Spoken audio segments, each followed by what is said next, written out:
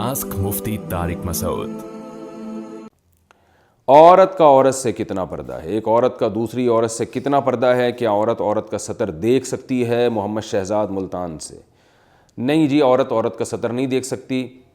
औरत का औरत से उतना ही पर्दा है जितना मर्द का मर्द से पर्दा है, नाफ से लेके घुटनों तक, और उसकी कमर भी उसमें दाखिल है, सतर में दाखिल है। इसके अलावा जो जिस्म है वो एक औरत का औरत से पर्दा सतर में तो दाखिल नहीं है, लेकिन हया के बहरहाल खिलाफ है कि उसको किसी औरत के सामने अपनी बाकी बॉडी को ज़ाहिर किया जाए।